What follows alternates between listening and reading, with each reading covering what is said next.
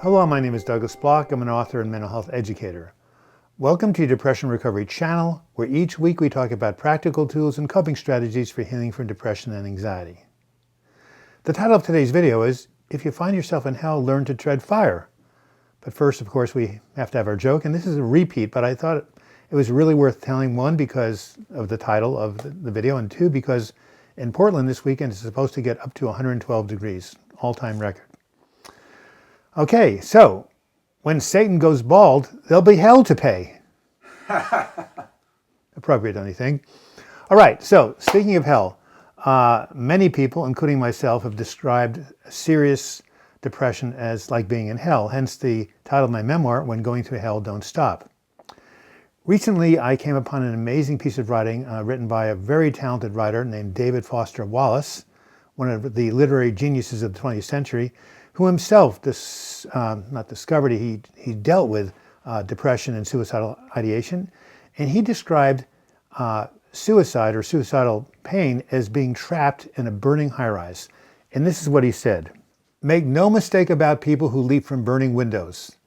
Their terror of falling from a great height is still as great as it would be for you and me standing at the same window just checking out the view. That is, the fear of falling remains a constant. The variable here is the other terror, the fire's flames. When the flames get close enough, falling to death becomes slightly less terrible of the two terrors. It's not desiring the fall, it's the terror of the flames. And yet nobody down on the sidewalk looking up and yelling, 'Don't!' and 'Hang on!' can understand the jump. Not really. You'd have to be personally been trapped and felt flames to really understand a terror way beyond falling." The first time I read this, I said, wow, an amazing description. Suicidal person stuck between a rock and a hard place. But on reflection, I said, well, I don't know if he's really right there, because when you're in this building, right, which is burning up, you're going to die whether you stay there, or whether you jump. It's just a matter of which way you're going to die, right? Your life's going to come to an end. But when you're in suicidal pain, the pain itself, it feels horrible, it feels terrible, but the pain in itself is not going to kill you. So if you stick out the pain, unlike staying in the building, you're not going to burn up. But the pain can be so terrible, so hot, that you think, well, the only way to end it is to jump out of the building. In other words, end your life. What can you do when you're trapped in the burning building? Well, you can learn to tread fire. What do I mean by treading fire? Well, just as someone who falls in the water treads water, keeps himself above water until rescue comes, treading fire means finding a way to keep your head above the flames until they eventually die back and stop. Now, how do you do this?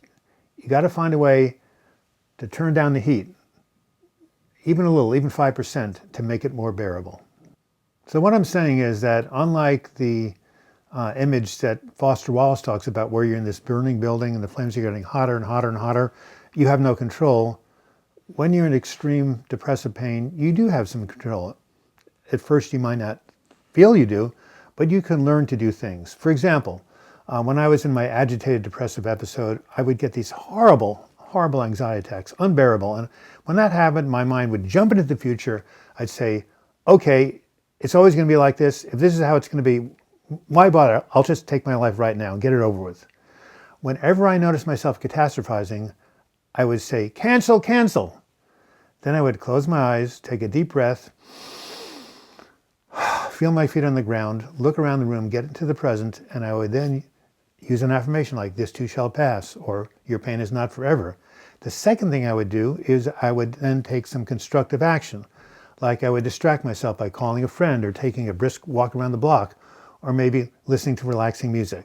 So the first thing to do is, one, be aware of what you're doing. Two, use the words cancel, cancel to interrupt the thought. And three, doing something to distract yourself or giving yourself a positive message. This was just but one of the strategies I used to stay alive during this horrible depressive episode. Other ones were prayer and spirituality, exercise, social support, various treatments of depression that I used, all sorts of things. And that's what this channel is about, giving you tools and strategies that you can use to tread fire until your pain goes away. Now, I've listed for you some of my favorite videos about treading fire: healing from depression naturally, a reason for hope during hard times, my survival plan for living in hell, and your pain is not forever. Feel free to pause the video and write them down so you can look at them in a later time. And I've provided links to these videos in the description below this video. In conclusion, if you find yourself surrounded by the flames of hopelessness and despair, you don't have to jump to escape them. You can find ways to tread fire until they subside. Remember, these flames are not permanent. If you can hold on, reach out for support, and use these techniques and strategies, like the phoenix, you will rise from the ashes. This all reminds me of some lines from an 18th century hymn that describes this beautifully. Before I read it, however, I wanted to define the word dross, which is used in the hymn. Dross refers to the impurities that are separated and removed when metals are heated and refined to a pure state. Now here's the stanza. When through fiery trials thy pathway shall lie, my grace all sufficient shall be thy supply. The flame shall not hurt thee, I only design thy dross to consume and thy gold to refine. This has been Douglas Bloch. I hope you enjoyed this video and found it helpful. If you did, please give it a like. Likes drive more views to this channel. Or you can basically write your comments in the comments section. If you'd like to contact me, besides writing the comments, you can email me, douglasbloch@gmail.com.